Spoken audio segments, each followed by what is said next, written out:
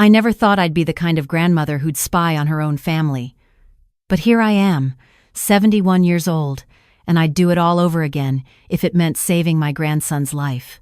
My name is Dolores, and I need to tell you about what happened last spring, because somewhere out there might be another child like my Tyler.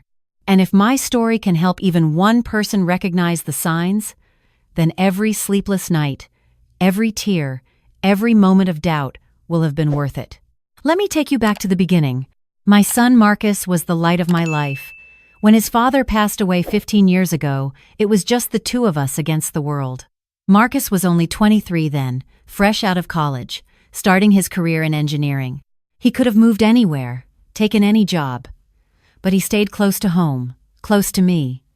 We had dinner together every Sunday. He'd fix things around my house, mow my lawn in summer, shovel my driveway in winter. He was a good boy, the best. When he met Vanessa at a company picnic 6 years ago, I was thrilled for him. She seemed sweet at first, quiet, a little shy, with big brown eyes and a soft voice. She worked in human resources at the same firm. Marcus was smitten from day one, and I have to admit, I got swept up in his happiness. They got married in a small ceremony at the courthouse. I would have loved a big church wedding, but Vanessa said she had no family to invite. Her parents had passed when she was young, she said, and she'd grown up in foster care. My heart went out to her. I thought I understood why she seemed so guarded, so careful with her emotions. I told myself she just needed time to open up. When Tyler was born 4 years ago, I felt like my world expanded in ways I never knew possible. That tiny bundle with Marcus's eyes and a full head of dark hair. I remember holding him in the hospital, tears streaming down my face, thinking about how proud his grandfather would have been. This was my family now. Marcus, Vanessa, and little Tyler. And they needed me, and I needed them. For the first 3 years, everything seemed fine, normal even. Tyler hit all his milestones, walking at 11 months, talking in full sentences by 2. He was bright, curious, always asking questions. Why is the sky blue, Grandma? Where do birds sleep? How come cookies taste better at your house? I babysat him twice a week while Marcus and Vanessa worked. Those days were the highlight of my week. We'd bake together, work on puzzles, watch his favorite cartoons. Tyler would curl up next to me on the couch, his warm little body pressed against mine, and I'd think this is what life is all about. Then last January, things started to change. It began with stomach aches. Tyler would complain that his tummy hurt, usually on Saturday or Sunday mornings. Vanessa would call me, worried, asking if I'd given him too many sweets during our Friday visits. I hadn't, but I felt guilty anyway. I started being more careful about what we ate together. But the stomach aches continued. Then came the vomiting. Every weekend, like clockwork, Tyler would get violently ill. Friday evening or Saturday morning, he'd start throwing up and wouldn't stop for hours. Vanessa would take him to the emergency room, where they'd give him fluids and anti-nausea medication. The doctors ran tests, blood work, ultrasounds, allergy panels. Everything came back normal. By February, Tyler had been to the ER 7 times. He'd lost weight, dark circles forming under his eyes. My bright, energetic grandson was becoming a shadow of himself. Can you believe that? A perfectly healthy child, sick every single weekend, and no one could figure out why. I started doing my own research. I read about food allergies, environmental toxins, stress-induced illness. I cleaned my house from top to bottom, thinking maybe there was mold or dust making him sick. I changed my laundry detergent, my dish soap, my air freshener. I threw out every cleaning product and bought all natural replacements. Nothing helped. One Friday in early March, I picked Tyler up from preschool as usual. He seemed fine, happy to see me, chattering about the finger painting he'd done that day. We went back to my house, had a snack of apple slices and cheese, played with his blocks, watched an episode of his favorite show about dinosaurs. When Vanessa came to pick him up at 6, Tyler clung to my leg and begged to stay longer. Please, Grandma, just one more hour? I don't want to go home yet. My heart squeezed. Kids say things like that all the time, I told myself. It doesn't mean anything. Vanessa smiled, that tight-lipped smile she always wore. Come on, Tyler. Daddy's waiting for us. Tyler let go of my leg reluctantly.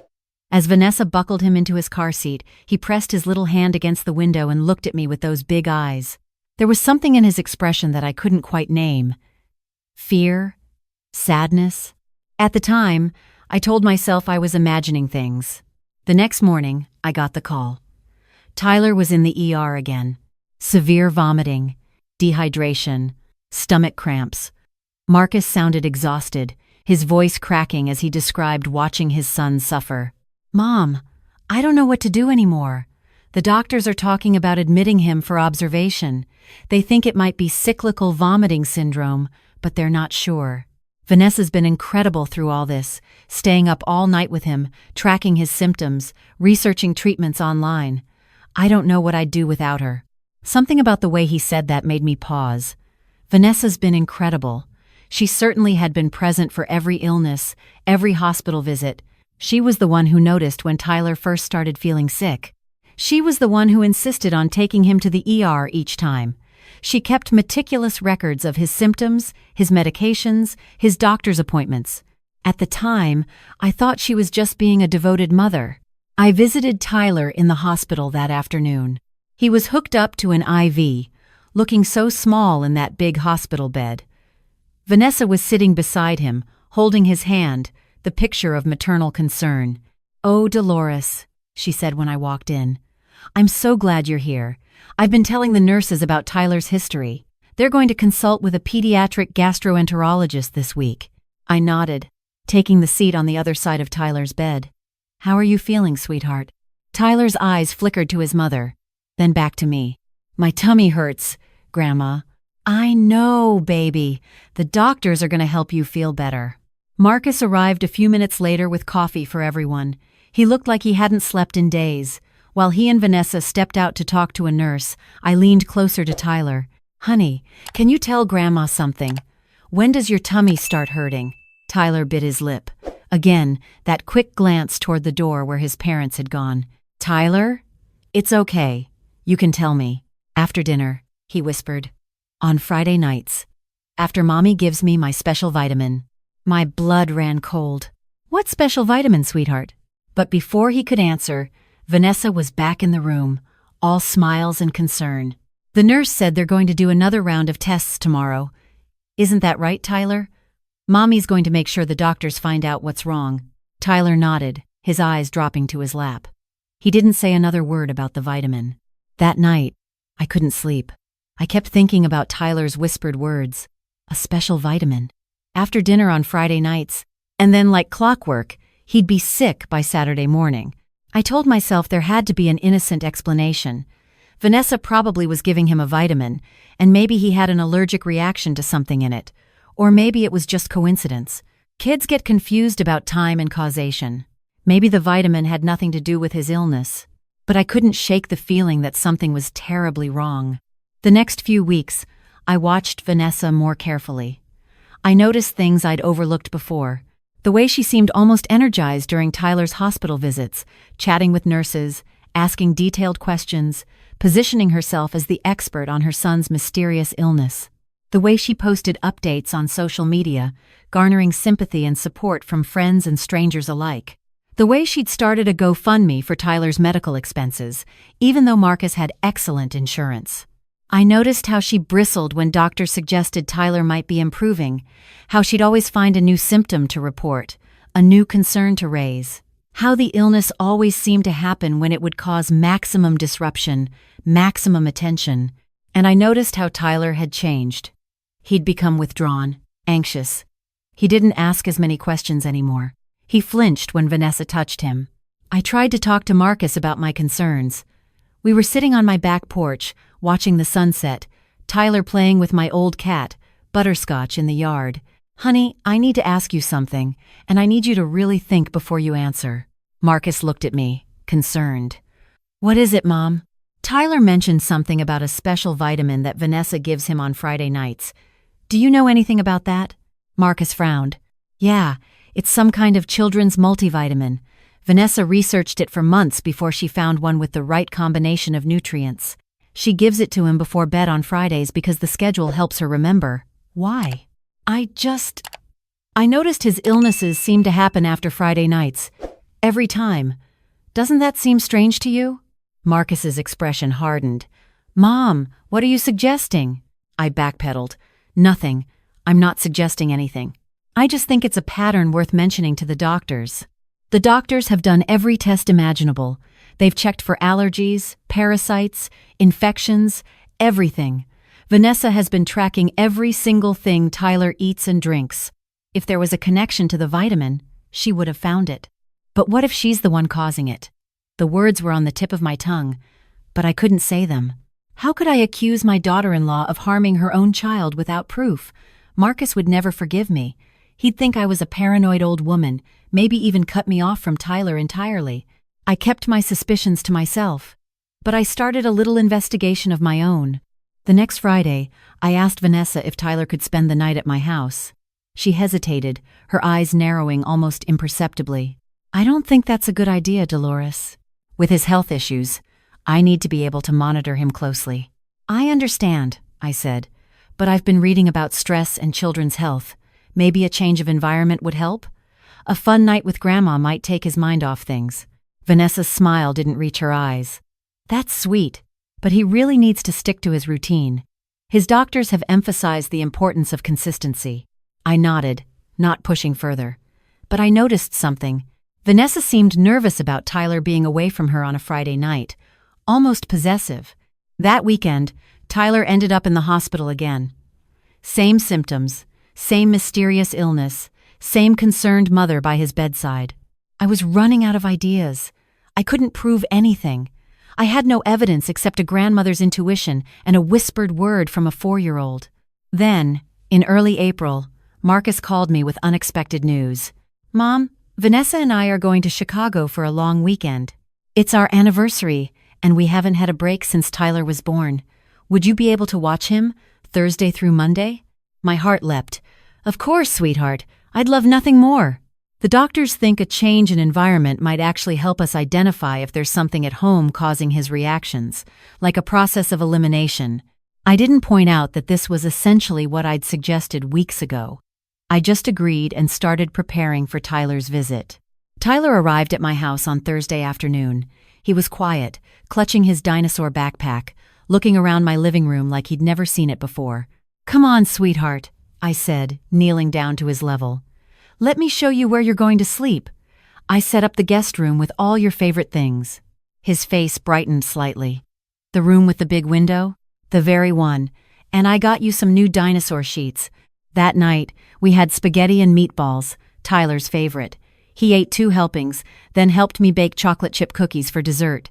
He laughed when I let him lick the spoon. It was the most animated I'd seen him in months. Friday came and went. No stomachache.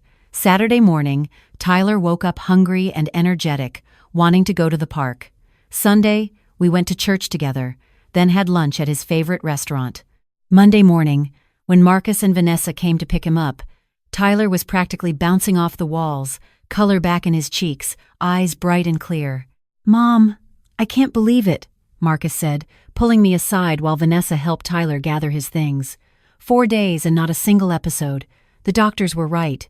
There must be something in our house causing this. We're going to have the whole place tested for mold, radon, everything. I nodded, but my mind was racing. It wasn't the house. I knew it in my bones. Tyler had been fine because Vanessa wasn't there, but I still needed proof. That night, I sat at my kitchen table with my laptop, typing words into the search engine that I never thought I'd type. Mother making child sick on purpose. The results made my stomach turn. Munchausen syndrome by proxy. Now called factitious disorder imposed on another. A mental illness where a caregiver, usually a mother, fabricates or induces illness in someone under their care, usually a child. They do it for attention, sympathy, praise for their dedication. They thrive on the drama of medical emergencies, the admiration of doctors and nurses, the support of friends and family. I read case studies that made me weep. Children who had been poisoned, suffocated, starved, children who had undergone unnecessary surgeries because their mothers convinced doctors they were sick, children who had died. The pattern fit Vanessa perfectly. The attention she sought during Tyler's hospital visits, the GoFundMe, the social media posts, the way she seemed almost disappointed when Tyler showed signs of improvement. But what was she giving him? The vitamin? I thought about it for days. I couldn't confront her without evidence. I couldn't go to the police with just a theory. I needed to see what she was doing with my own eyes. And that's when I made the decision that would change everything. I was having lunch with my friend Barbara, who had grandchildren around Tyler's age. She was telling me about her daughter installing a nanny camera to keep an eye on their babysitter. "It's just a little thing that looks like a teddy bear," Barbara said. "You can watch the footage on your phone." Jennifer caught the sitter letting the kids watch TV all day instead of doing activities. She was furious. A teddy bear camera. I could give it to Tyler as a gift. Something to keep in his room, to comfort him at night. Something that would record whatever Vanessa was doing on those Friday nights. I know what you're thinking. How could I even consider such a thing? Spying on my own daughter-in-law? Putting a surveillance device in my grandson's bedroom?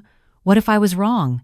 What if there was an innocent explanation and I destroyed my family over nothing? But then I thought about Tyler's little face, pale and frightened in that hospital bed. I thought about his whispered words, "After Mommy gives me my special vitamin." I thought about all the children I'd read about who had suffered because no one believed, no one investigated, no one acted. I ordered the camera that afternoon. It arrived 3 days later, disguised as a friendly brown bear with a plaid bow tie. I charged it up, connected it to my phone, tested it to make sure it was working. Then I wrapped it in colorful paper and waited.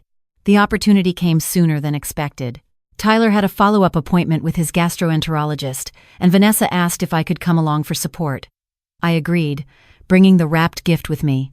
After the appointment, where the doctor again found nothing wrong, I handed the package to Tyler. "This is for being such a brave boy," I said. "His name is Benny Bear. I thought he could keep you company at night." Tyler's eyes lit up. "For me?" "Just for you. You can put him right on your nightstand so he can watch over you while you sleep." Vanessa's smile was strained. "That's very thoughtful, Dolores. What do you say, Tyler?" "Thank you, Grandma. I love him." Tyler hugged the bear tight, and I felt a pang of guilt. I was using my grandson's innocence to spy on his mother, but I was also, I hoped, protecting him from her. The first few nights, the footage showed nothing unusual. Tyler sleeping peacefully, sometimes talking to Benny Bear about his day, Vanessa peeking in to check on him, turning off his nightlight, adjusting his blanket. Then Friday came. I watched the live feed on my phone, my heart pounding. At 8:30, Vanessa came into Tyler's room with something in her hand, a small plastic cup. "Time for your special vitamin, sweetie." Tyler looked at the cup, then at Benny Bear on his nightstand. I could see his little face, the fear in his eyes. "Do I have to, Mommy?" "Yes, baby. It's to help you grow big and strong. Drink it all up." Tyler took the cup and drank. Vanessa watched to make sure he swallowed every drop, then kissed his forehead and left the room.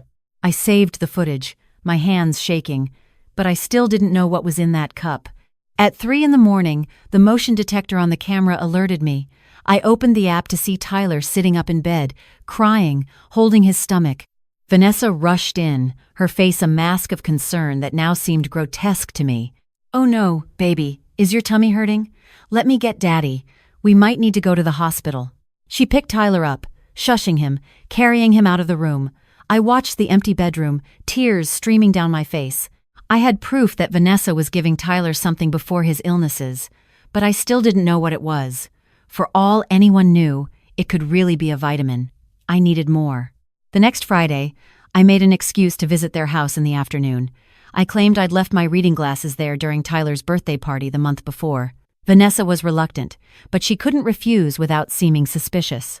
While she was in the kitchen making coffee, I slipped into the master bedroom. I searched the dresser, the nightstand, the closet. Nothing unusual. Just clothes, books, jewelry.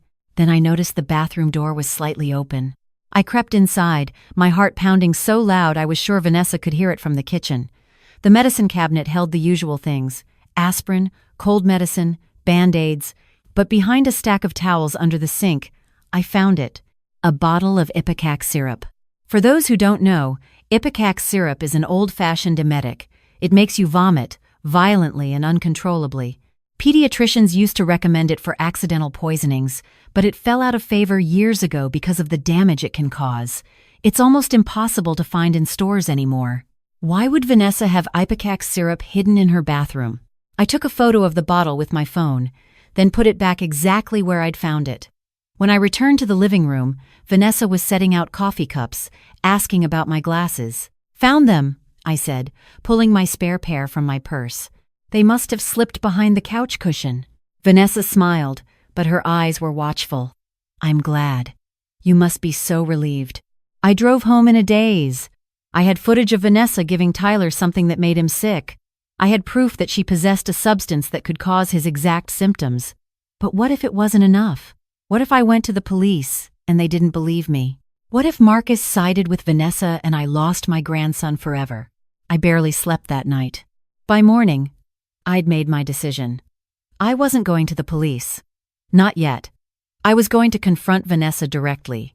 Looking back, I realized that was a mistake. I should have gone straight to the authorities. But I was scared, and I wanted to give my daughter-in-law a chance to explain. Part of me still hoped there was some innocent reason for everything. Maybe she was using the ipecac for herself, for some kind of eating disorder. Maybe the special vitamin was just an unfortunate coincidence. I called Vanessa and asked her to come over for tea. Just the two of us. "Girl talk," I said. Marcus could watch Tyler for an hour. She arrived looking nervous, fidgeting with her car keys. I served tea and cookies, made small talk about the weather, about Tyler's upcoming kindergarten registration. Then I took a deep breath. "Vanessa, I need to ask you about something, and I need you to be honest with me." Her face went pale. "What is it?" "I know about the ipecac syrup. I know what you've been giving Tyler." The silence stretched between us. I watched Vanessa's expression cycle through shock, then fear, then something cold and calculating. "I don't know what you're talking about. I found the bottle in your bathroom, and I've seen the footage. The camera in Tyler's teddy bear. I've watched you give him something every Friday night, and I've watched him get sick hours later." Vanessa stood up so fast her chair scraped against the floor. "You put a camera in my son's room? That's illegal. That's invasion of privacy. I could have you arrested. And I could have you arrested for poisoning your own child." We stared at each other, two women who had pretended to be family for 6 years, finally seeing each other clearly. "You don't understand," Vanessa said, her voice dropping to almost a whisper. "You couldn't possibly understand." "Then explain it to me." She laughed, a harsh, bitter sound. "Explain what? That I finally found a way to matter? When Tyler is sick, everyone pays attention. Marcus actually looks at me. The doctors listen to me. People on Facebook send prayers and donations. For once in my pathetic life, I'm important." I felt sick. "You've been poisoning your son, so people would feel sorry for you?" "He's fine. The ipecac just makes him throw up. It's not like I'm really hurting him. He's been hospitalized 12 times in 3 months. He's lost weight. He's terrified. You've traumatized him." Vanessa's eyes narrowed. "No one will believe you. I'm the devoted mother who's been by his side through everything. You're the jealous grandmother who couldn't stand not being the center of attention. I'll tell them you planted that bottle. I'll tell them you doctored the footage. And what about Tyler? What happens when he's old enough to understand what you did to him?" For a moment, something flickered across Vanessa's face. Doubt, maybe. Or guilt. Then it was gone, replaced by that cold calculation. "Tyler loves me. He'll believe whatever I tell him." She grabbed her purse and headed for the door. "This conversation never happened, and if you try to contact Marcus or the police, I'll make your life a living hell. I'll get a restraining order. I'll tell everyone you're senile, that you've been making up stories. No one will believe a 71-year-old woman over a loving mother." The door slammed behind her. I stood in my living room, shaking. She was right that it would be her word against mine. The footage might be questioned, the bottle might disappear, but I had something she didn't count on. I had recorded our entire conversation on my phone. I sat down at my kitchen table and called the police. The next few weeks were a blur. The police investigated, Child Protective Services got involved. Doctors who had treated Tyler were contacted and presented with the evidence, admitted they had suspected something but hadn't had proof. The camera footage, the photo of the ipecac, and the recording of Vanessa's confession were more than enough. Marcus was devastated. He called me from his lawyer's office, sobbing. Mom, how could I not see it? How could I let this happen to my son? You trusted your wife. That's not a crime. The only person at fault here is Vanessa. I should have listened to you. When you asked about the vitamin, I should have investigated instead of defending her. Sweetheart, you can't blame yourself. Vanessa fooled everyone. The doctors, the nurses, your friends. She's sick herself, in a way. But what matters now is Tyler. He needs his father, and he needs to know he's safe. The court case took months. Vanessa's lawyer tried every trick in the book, claiming the evidence was obtained illegally, that I had planted the ipecac, that the recording was fabricated. But the evidence was overwhelming. Medical experts testified about the consistency of Tyler's symptoms with ipecac poisoning. Psychologists explained Munchausen syndrome by proxy and how perfectly Vanessa fit the profile. In the end, Vanessa was convicted of child abuse and sentenced to 12 years in prison with mandatory psychiatric treatment. Marcus was granted full custody of Tyler and filed for divorce. Tyler started therapy. It's been 8 months now, and he's slowly beginning to trust again. He has nightmares sometimes, and he's terrified of taking any medicine, even children's Tylenol for a headache, but he's gained back the weight he lost. He's asking questions again, that endless stream of whys and hows that used to drive me happily crazy. Last week, we were baking cookies together, just like old times. Tyler was measuring flour, his tongue sticking out in concentration, when he looked up at me with those big eyes. Grandma? Yes, sweetheart? Thank you for saving me. I had to turn away so he wouldn't see me cry. Oh, honey, you don't have to thank me. Mommy was making me sick on purpose, wasn't she? That's what my therapist says. I knelt down to his level, brushing flour off his cheek. Your mommy is very sick herself, sweetheart. In her mind. She's getting help now. Will she get better? I hope so. But no matter what, you have Daddy and Grandma. We'll always keep you safe. Tyler nodded solemnly, then went back to measuring flour. A few minutes later, he asked if he could lick the spoon. I want to tell you something important.